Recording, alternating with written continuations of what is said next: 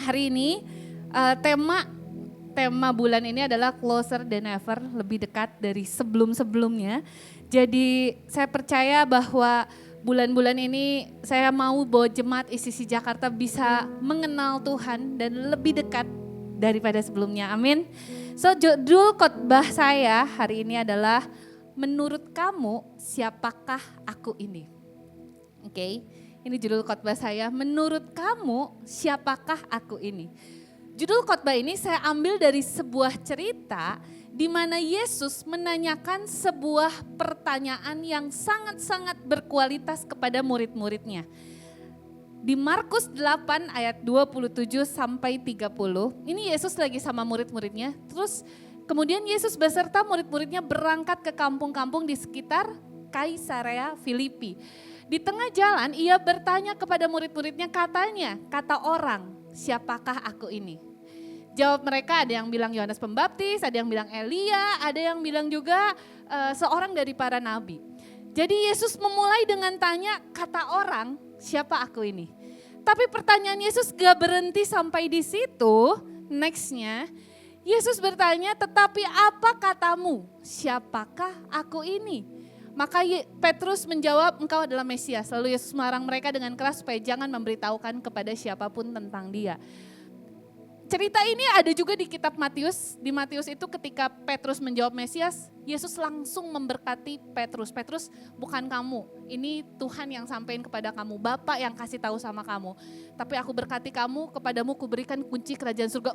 Petrus sampai diberkati sedemikian rupa karena dia menjawab, engkau Mesias. Apa katamu, siapakah aku ini?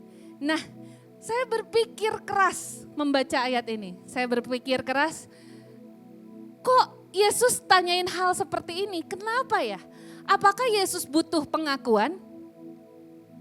I don't think so. Karena Yesus sudah tahu banget siapa identitasnya, siapa dirinya. Dia udah gak perlu lagi validasi identitas.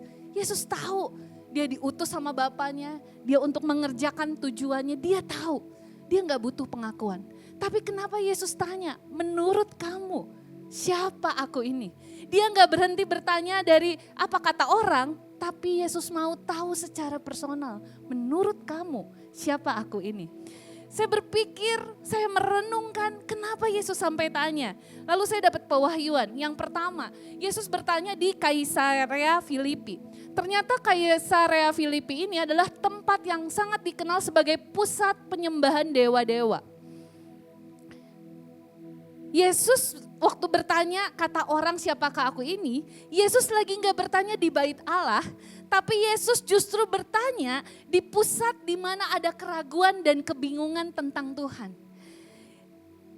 Kalau dibahasakan saat ini, di tengah dunia yang penuh masalah, penuh keraguan, penuh tekanan, penuh kebingungan, Yesus bertanya, siapa aku buat kamu? Menurut kamu siapa aku ini?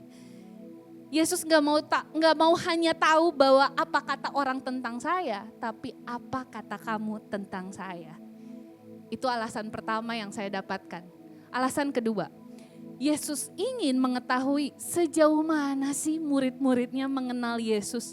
Karena murid-muridnya ini orang-orang yang beserta dengan Yesus, bersama-sama dengan Yesus kemanapun Yesus pergi. Betul, ngalamin mujizat bareng, berdoa bareng, melihat dengan mata kepala sendiri murid-muridnya bagaimana Yesus menyembuhkan orang, bikin mujizat A, B, C, dan D. Dan Yesus pengen tahu, ini murid-muridnya kenal atau enggak. Dan Petrus mendapat kehormatan untuk menjawab, engkaulah Mesias. Tapi menurut saudara, apakah Petrus benar-benar tahu dengan apa yang dia katakan? Menarik banget. Ketika saya baca, kan itu tadi baru dibilang, engkau Mesias itu di Markus 8 ayat 29. Ya. Ini baca sedikit lagi di ayat 31-nya. Di ayat 31-nya, Yesus mulai bilang gini, nih di ayat 31-nya ya, cuman beda 2 ayat ya. Kemudian mulailah Yesus mengajarkan kepada mereka bahwa anak manusia harus menanggung banyak penderitaan dan ditolak oleh tua-tua, imam-imam, kepala ahli Taurat, lalu dibunuh dan bangkit sesudah hari ketiga. Hal ini dikatakannya dengan terus terang, tetapi orang yang sama, Petrus menarik Yesus ke samping dan negur dia. Tuhan jangan ngomong gitu jangan ngomong mati-mati Dan next kita lihat ayat 33. Maka berpalinglah Yesus sambil memandang murid-muridnya dan ia memarahi Petrus. Katanya, enyahlah iblis sebab engkau bukan memikirkan apa yang dipikirkan Allah, melainkan apa yang dipikirkan manusia. Ini baru diberkati Yesus. Petrus itu baru dibilang kepadamu kuberikan kunci kerajaan surga. Tiba-tiba cuman selang satu ayat aja. Petrus gak ngerti waktu Yesus bilang saya akan mati. Kan disebut Mesias, juru selamat yang hidup.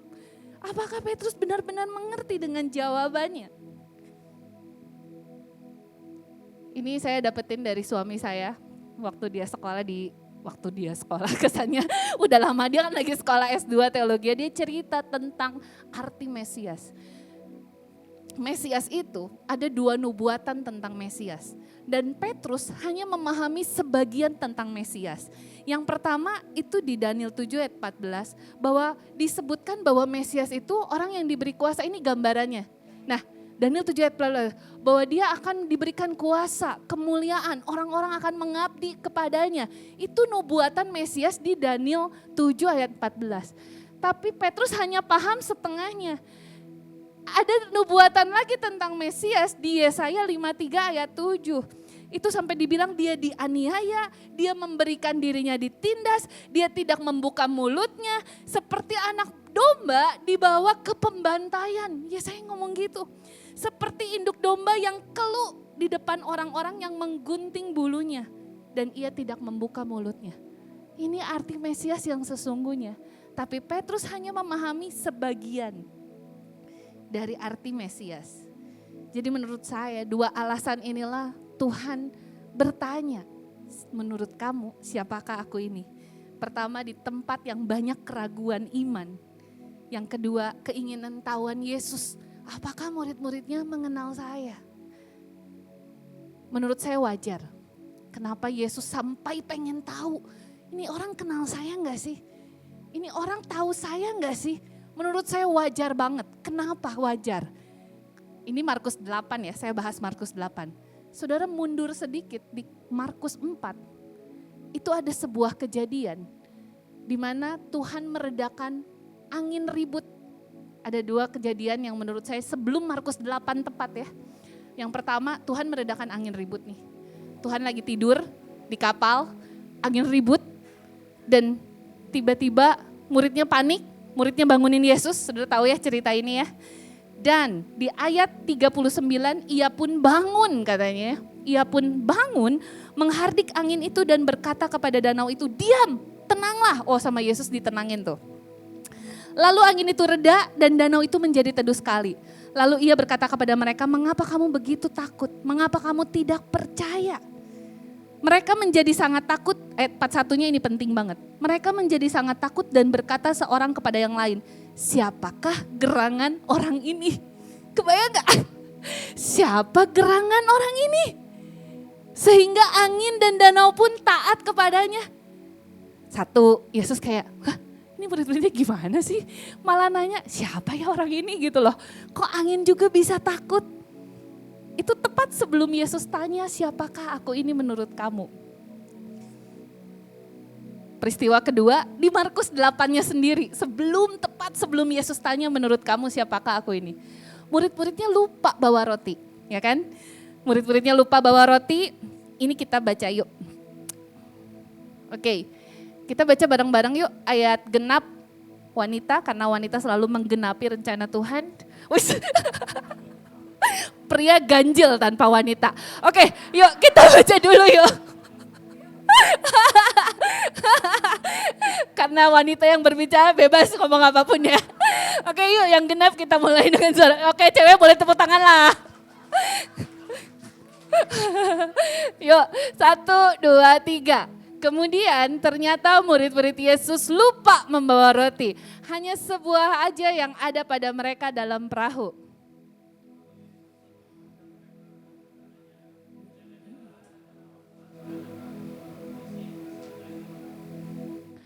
Maka mereka berpikir-pikir dan seorang berkata kepada yang lain, itu dikatakannya karena kita tidak mempunyai roti.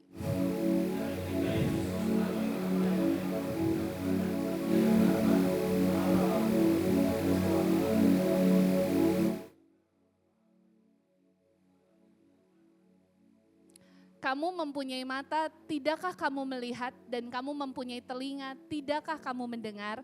Tidakkah kamu ingat lagi?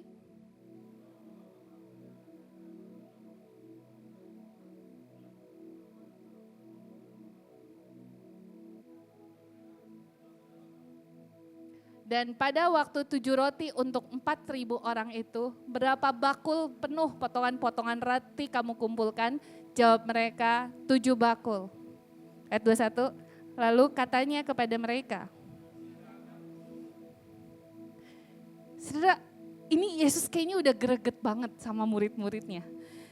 Ini kan baru Markus 8 ayat 14 ya.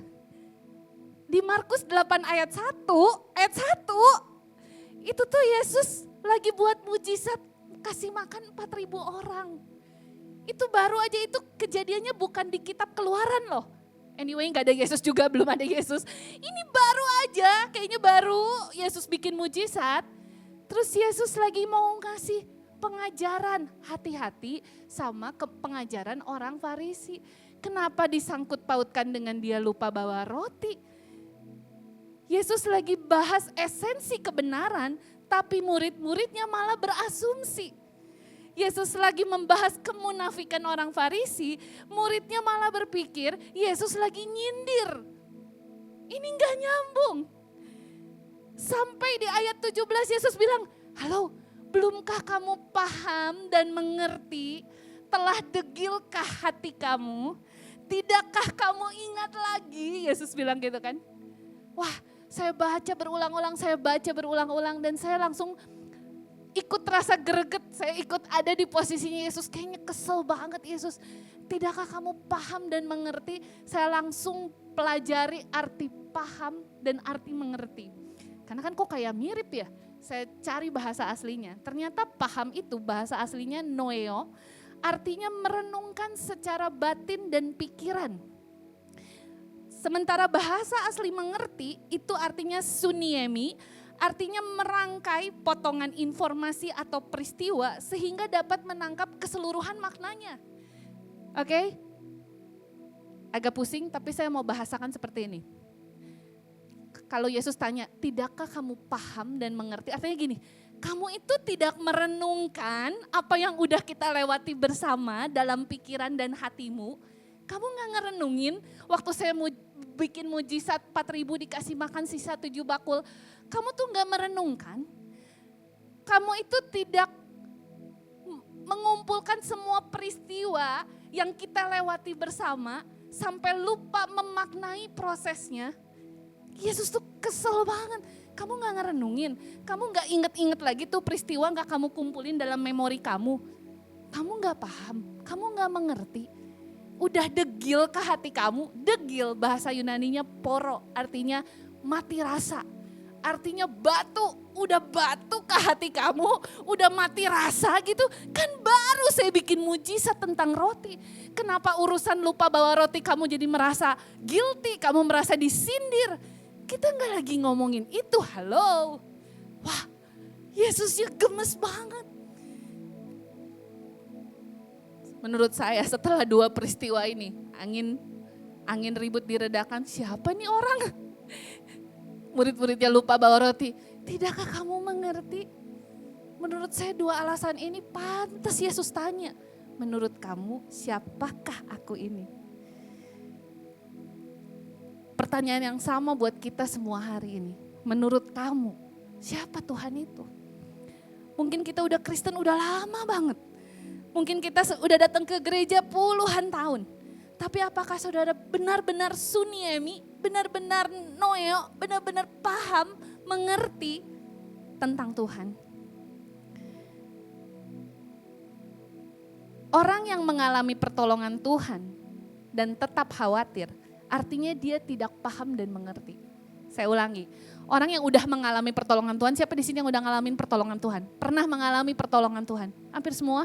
Oke. Dan tetap khawatir, artinya saudara tidak paham dan mengerti. Tidak suniemi. Tetapi orang yang berkata begini, Tuhan pernah tolong saya. Dan saya yakin hari ini pun Tuhan pasti tolong saya. Artinya saudara paham dan mengerti. Artinya saudara merenungkan kebaikan Tuhan. Artinya saudara terus mengumpulkan peristiwa-peristiwa baik tentang Tuhan. Mengumpulkan potongan-potongan peristiwa dalam kehidupanmu. Sehingga engkau paham cara kerja Tuhan. Sehingga engkau tahu siapa Tuhan yang saudara sembah. Amin. Awalnya saya itu mau menyiapkan khotbah tentang ekspresi dalam penyembahan. Karena saya suka agak gemes kalau orang-orang menyembah gini-gini asal-asalan gitu ya, nguap, ngantuk. Saya pengen banget ajarin ekspresi itu. But tiba-tiba Roh Kudus kasih interupsi dengan lembut. Roh Kudus bilang, bagaimana mereka mau menyembah saya kalau mereka gak kenal saya?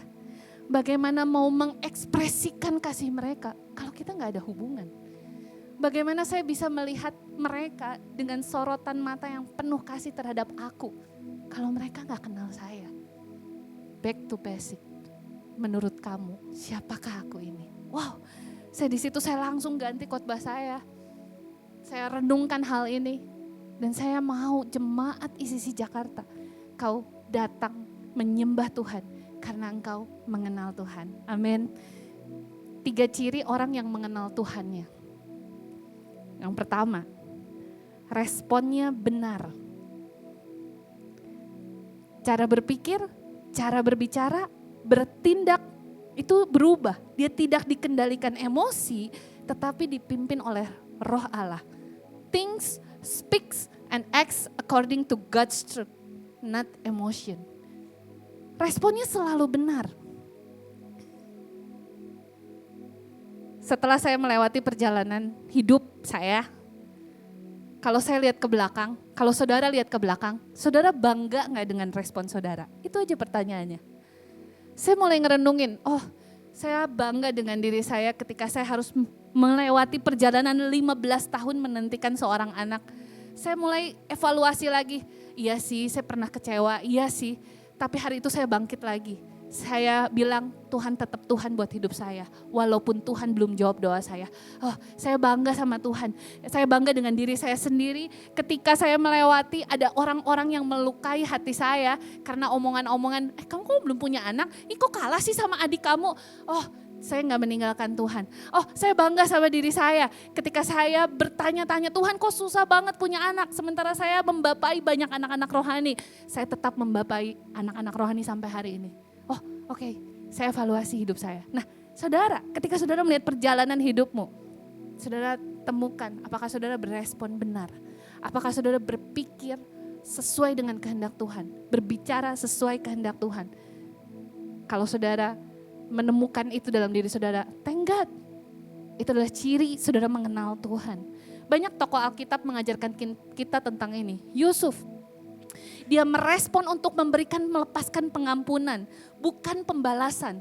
Karena dia melihat rencana Allah itu lebih besar dari semua penderitaan yang dia alami.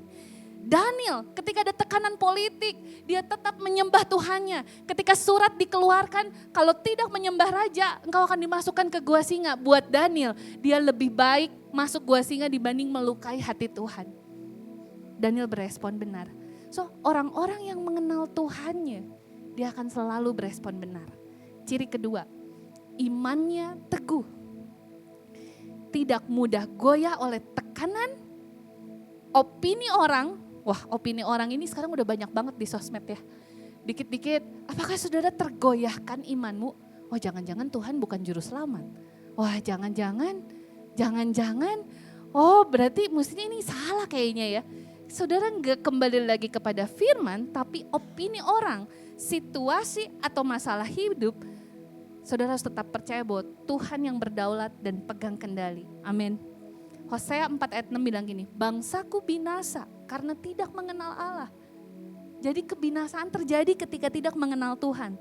Tetapi Daniel 11 ayat 32 bilang gini, tetapi bangsa yang mengenal Allahnya, dia akan apa? Kuat dan bertindak. Kalau mengenal Tuhan itu imannya kuat. Dia gak mudah goyah walaupun doanya belum dijawab. Dia tidak lari saat penderitaan datang. Saat memproses hidupnya, dia tetap berdiri dan tetap mempercayai Tuhannya. Dia tetap percaya walaupun hasilnya tidak sesuai harapan. Walaupun keuangan lagi sulit, tetap percaya kau tetap Allah dalam hidup saya. Amin, amin. Yang ketiga, hidupnya berubah. Yang pertama cirinya tadi adalah bahwa dia responnya benar. Yang kedua, imannya teguh. Yang ketiga, hidupnya berubah. The more you know God, the more your character looks like Jesus. Amin. Makin hari serupa dengan Kristus, karakternya, sikapnya, cara dia memperlakukan orang, cara dia memperlakukan spouse, cara dia memperlakukan bawahan, karyawan, anak, berubah semua. Dan semua orang bisa merasakan itu.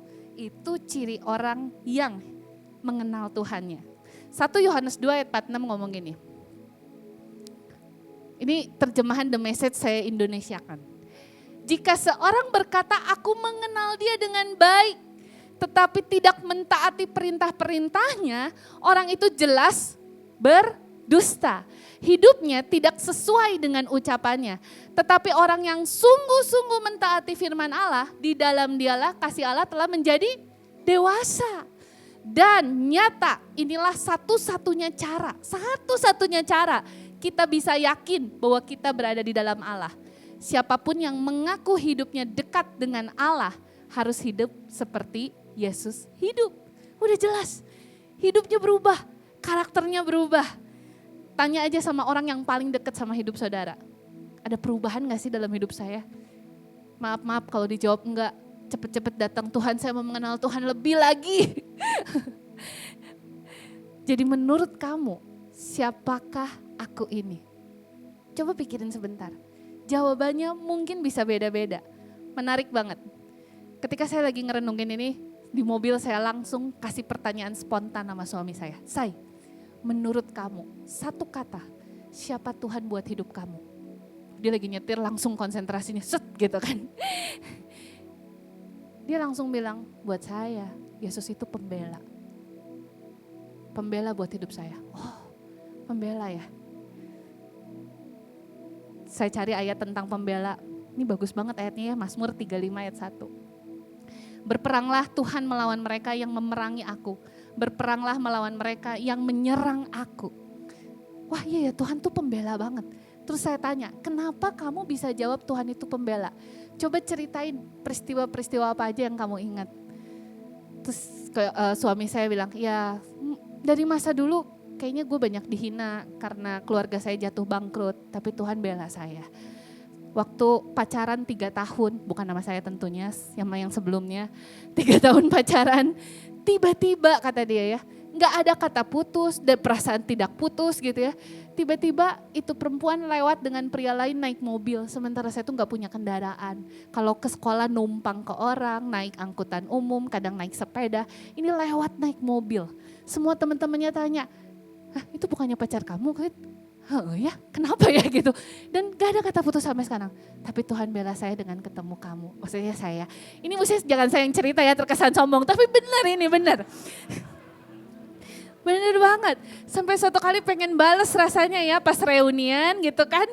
Saya bilang, aku mau di sini, kamu ambil mobil yang jauh, kamu lewat sini ya naik mobil. Wah saya naiknya dengan penuh kebanggaan gitu kan. Biar lihat gitu mantan-mantannya, cuma satu ya, cuma satu. Oke. Jadi saya bahas itu, saya ketawa-ketawa ngobrol, iya bener juga ya. Peristiwa apa lagi, terus saya ngerenung. Bener ya, dalam dunia bisnis Tuhan banyak bela kami. Saya mau cerita, suatu kali kami punya bisnis ekspedisi. Ekspedisi ini kita ambil dari orang-orang yang jualan di e-commerce. Jualan, terus kita jemput paket-paketnya, kadang sehari ada yang 1000 paket gitu ya, jualan baju, jualan apa gitu ya, di toko oren, toko apa gitu ya, toko hijau. Pokoknya kita itu menyerbu orang-orang yang berjualan online. Dan ekspedisi yang ini itu kan banyak banget cabangnya. Jadi kita itu di lapangan berebut customer, saudara bisa bayangin gak? Berebut customer, akhirnya saya pakai strategi hubungan. Wah ini yang diajarin di ICC banget. Jadi saya kumpulin para yang driver, yang ngambilin paket. Saya bilang kita harus pakai hubungan. Kamu boleh beliin dia kue, kamu boleh beliin si ownernya apa, pas ulang tahun kamu ingetin, saya kasih budget buat itu saya bilang ya. Jadi ini supir sama saya diajarin terus semua supir untuk membangun hubungan. Dan luar biasa hasilnya. Banyak banget datang ribuan tiap hari datang ke toko kami. Itu ceritanya. Dan sampai akhirnya 2 tahun lalu akhirnya kita memutuskan untuk memberikan bisnis ini sama orang lain yang sangat memerlukan pekerjaan. Udah kita gak pegang lagi tuh bisnis itu. Tiba-tiba ada orang yang nyamperin kita pengen ketemu. Saya udah selesai kan bisnisnya. Tiba-tiba orang ini mau ketemu saya. Dan orang ini adalah pemilik dari ekspedisi yang sama dengan kita tapi beda cabang. Tiba-tiba mau ketemu kita. Terus pas lagi ngafe dia cerita. Saya tuh pengen pengakuan dosa karena hati saya tidak tenang. Oh oke, ngaku dosa apa? Dia bilang, suatu hari saya melihat betapa kamu punya ribuan paket setiap hari. Dan saya mau curi paket itu dari kamu, dia bilang. Jadi yang dia lakukan, dia tahu bahwa supir-supir saya ini sangat terlatih membangun hubungan seperti di ICC saya latih gitu ya. Jadi dia kumpulin pegawai saya diajak ngobrol di lobi untuk pindah ke dia. Karena kalau dia pindah, ini owner-ownernya kan cuma tahu supir saya yang sering bangun hubungan, pasti pindah juga semua ke dia. Jadi dia tawarin gaji 2 kali lipat.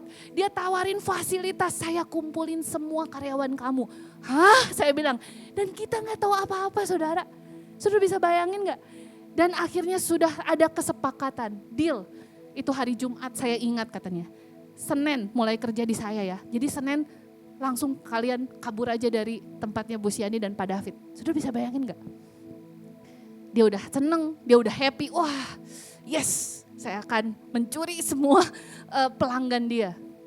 Sabtu, Minggu, mungkin Minggu saya lagi ke Jakarta, pelayanan gitu ya, gak tahu apa-apa gitu kan. Yesus yang berperang, Yesus yang bela. Minggu malamnya salah satu karyawan saya nemuin lagi si bapak ini. Pak, tadi saya udah meeting sama anak-anak. Kok kita gak ada damai ya? Ini padahal bukan Kristen, tapi dia ngerti arti damai. Kita kok gak enak hati ya sama Bu Siani, Pak David. Jadi Pak, kita tolak tawaran Bapak. Dan di situ dia bilang belum pernah ada orang yang, dia tuh ternyata mainannya begitu terus. Dan dia bilang belum pernah ada orang yang nolak tawaran saya. Baru kali itu saya ditolak. Dan saya sampai pengen kenal sama ownernya. Apa yang kamu buat sama mereka? Hah, saya bilang gak tahu tuh. Karena Tuhan adalah pembela kita. Boleh kasih tepuk tangan yang terbaik dong. Ternyata banyak peristiwa itu sedang Suniemi, sedang Noeo, sedang mencoba memahami, merenungkan kembali kebaikan Tuhan. Sedang mengumpulkan potongan-potongan peristiwa supaya kita bisa memaknai prosesnya.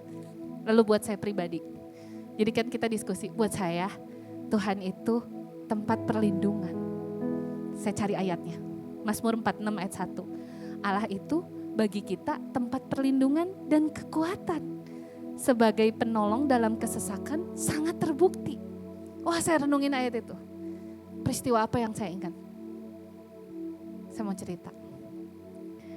Suatu kali 2 bulan lalu,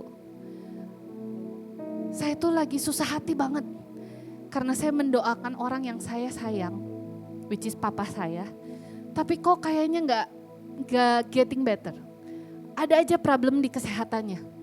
Dan saya takut kehilangan banget papa saya. Saya berdoa sungguh-sungguh, saya bingung.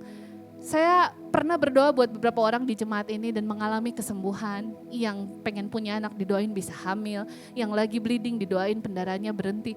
Tapi kok susah banget berdoa buat orang yang saya cintai. Saya berdoa kok gak sembuh-sembuh.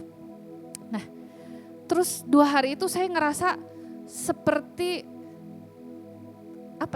murang maring gitu, apa bahasanya, ya kesel aja, marah-marah gitu. Tapi saya gak tahu mau marah sama siapa, marah sama Tuhan gak berani gitu kan. Tapi saya kan, aduh Tuhan kok gak jawab doa saya sih. Terus saya itu seperti membayangkan ada badai, Tuhannya tertidur. Itu percis banget, makanya kenapa saya baca ayat itu lagi. Saya itu kayak coba bangunin Tuhan hari itu, Tuhan bangun dong, bangun. Tuhan berhentiin dong badainya. Dan saya cerita itu sama Ko David. Pagi-pagi saya bilang, saya gak enak hati banget. Kok saya kesel banget ya, kenapa Tuhan gak sembuhin papa saya dengan mujizat? Kok kenapa ya, wah pokoknya saya murang-maring gitu ya, marah-marah. Kok David cuma diam, ngedengerin. Di mana Tuhan ya, kenapa Tuhan tertidur? Tunjukin kuasamu Tuhan, kata saya, tunjukin kuasamu Tuhan. Ya pokoknya 2 hari itu, ketika baca lab hasil papa saya itu 2 hari itu kayaknya bikin saya gak enak. Tiba-tiba sorenya, saya mau nganterin Clarice les piano. Ayo Clarice cepet kata saya. Udah agak late, ayo go, mami anterin. Kalau Davidnya lagi gak ada. Kita ke mobil, kita naik mobil. Tiba-tiba ada satu kejadian. Ini terekam dari CCTV rumah. Kita lihat yuk. Ini mobil kami. Chelsea tiba-tiba keluar tanpa saya melihatnya. Ulangi, boleh diulangi sekali lagi? Boleh diulangi? Saya, karena Chelsea kan pendek, gak ada suaranya, dia tiba-tiba mau ikut. Lihat. Oke, stop. Waktu saya mundurin mobil, tiba-tiba mobil saya itu bunyi seperti nabrak sesuatu kan. Nit gitu kan. Dan saya lihat di kamera mobil, kan kalau orang mau mundurin pasti lihat kamera belakang aman, ya kan? Gak ada apa-apa. Spion aman. Jadi saya gas langsung. Tiba-tiba di kamera mobil yang depan ada muka Chelsea gede banget. Dan bunyi nit, saya langsung tekan rem, saya pasang rem tangan, saya teriak-teriak di dalam. Chelsea. Saya bilang, udah kayak orang gila saya teriak. Kita panik banget. Saya udah gak lihat mbak saya lari, tiba-tiba gak lama buka pintu sambil gendong Chelsea. Saya langsung lemes banget, saya langsung lihat dia. Jatuh mbak? Enggak. Enggak jatuh? Di kolong mobil saya bilang, enggak. Lagi berdiri aja di belakang mobil. Hah? Tapi kan saya belum lihat ya CCTV-nya. Oh udah, akhirnya saya pergi antri les piano, saya masih bingung. Ketika Clarice turun les piano, Chelsea juga turun ikutan gitu ya, suka pengen ikutan karena ada playground anak di sana. Saya nangis di mobil, tegang banget, masih bergetar gitu ya, kaki, tangan lemes banget. Terus dari gitu saya pulang, lagi ke rumah, Ko David udah pulang. Saya cerita, Ko David langsung lihat, cek CCTV. Begitu udah cek CCTV ini gak mungkin anak ini gak kenapa-napa. And then dia mau cek lagi CCTV yang di belakang mobil, kita itu pasang CCTV sepanjang jalan itu. Ada 2, 3, 4 titik. Dan sudah tahu apa yang terjadi? CCTV-nya mati di jam 4 sore. Kejadiannya 4.15. Dan jam 5 sore CCTV-nya nyala lagi. Jadi kita gak tahu apa yang terjadi di belakang mobil itu. Saya tanya Chelsea, kamu kena tangannya? Terus dia tunjukin plat mobil. Ya ini kena ini. Tapi ada gempa bumi. Dia bilang, gempa bumi? Ini bayangan saya karena gak ada CCTV-nya. Maybe Tuhan langsung angkat, maybe Tuhan langsung tolong dia. Karena posisi Chelsea, boleh tanya Mbak Lulu nanti ya kalau saudara gak percaya. Dia persis ada di belakang mobil. Yang mestinya mah udah di bawah, udah jatuh. Beb, dia ada di sini hari ini. Boleh tepuk tangan buat Tuhan dong.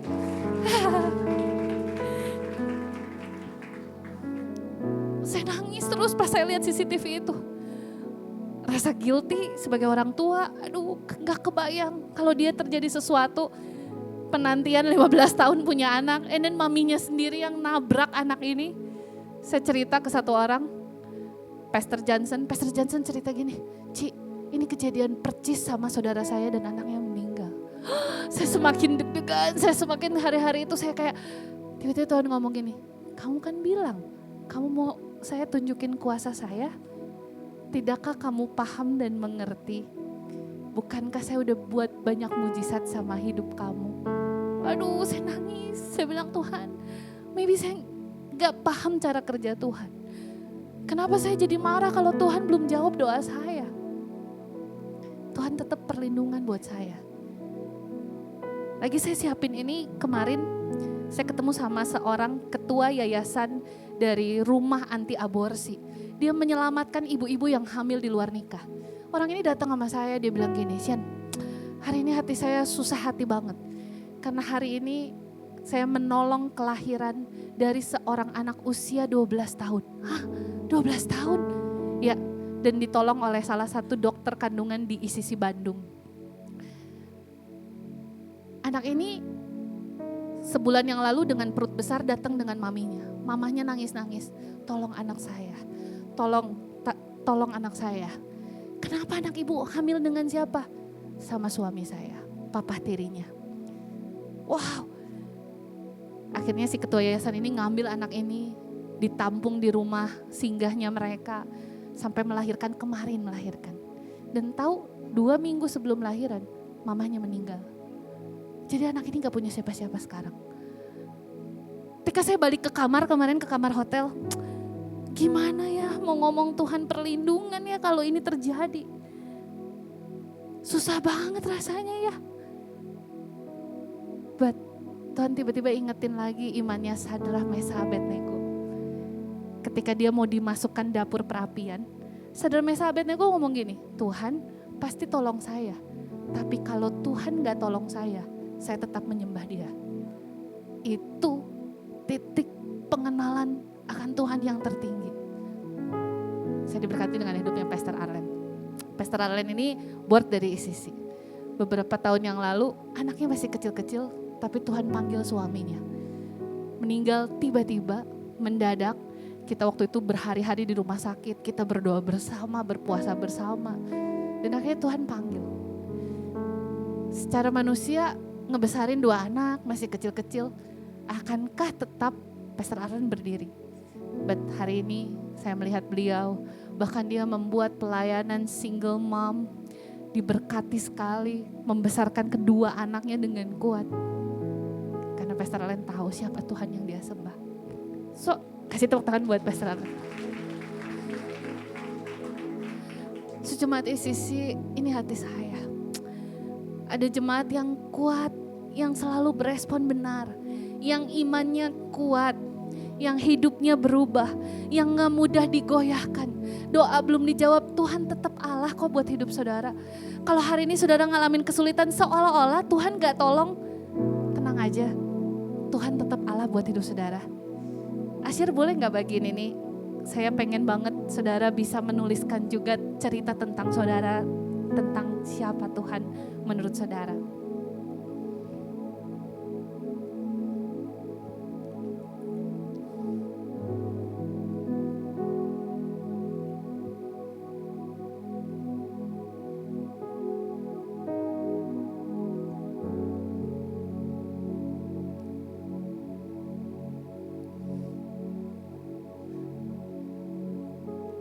Saudara boleh buka.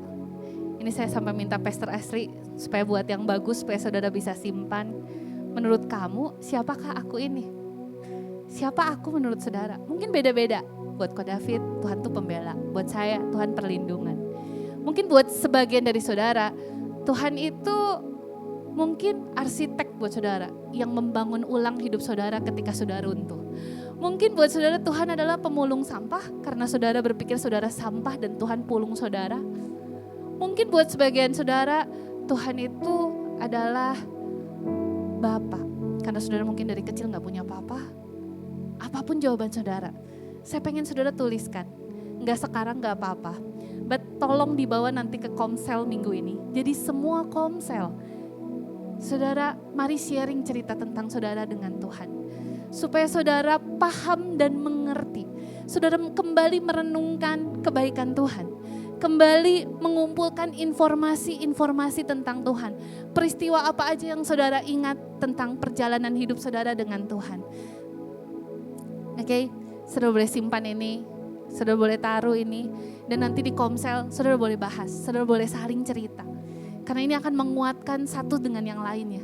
Sehingga kalau Tuhan belum tolong saya, tapi saudara ingat lagi peristiwa-peristiwa yang pernah terjadi. Tuhan pasti tolong saya kok. Karena dia cara kerjanya memang begitu kok. Saya tetap percaya kok. Dan saya tetap menyembah Tuhan. Kayak Sadrah, Mesah, Abednego. Walaupun Tuhan gak tolong. Tuhan pasti tolong saya sih. Tapi kalaupun enggak, ya saya akan tetap menyembah dia. Amin. Bolehkah saudara bangkit berdiri?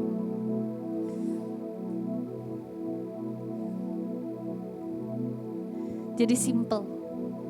Satu aja. Bagaimana cara saudara bisa paham dan mengerti tentang Tuhan. Bisa noeo, bisa suniemi, bisa merenungkan, bisa mengumpulkan potongan-potongan informasi peristiwa yang sudah dilalui dan memprosesnya itu di otak saudara dan memaknainya. Simple. Just mengingat kebaikan Tuhan. Amin. Mazmur 103 ayat 2. Janganlah melupakan kebaikan Tuhan. Tuhan perintahkan untuk kita tidak melupakannya. Jangan lupakan kebaikan Tuhan. Jangan lupain. Jadi ketika saudara dalam kondisi sulit, saudara baca lagi nih. Oh iya ya, Tuhan pernah buat ini. Tuhan pernah buat ini. Jadi saya percaya Tuhan yang saya sembah akan buat yang sama. Tapi kalaupun enggak, saya tetap menyembah Dia.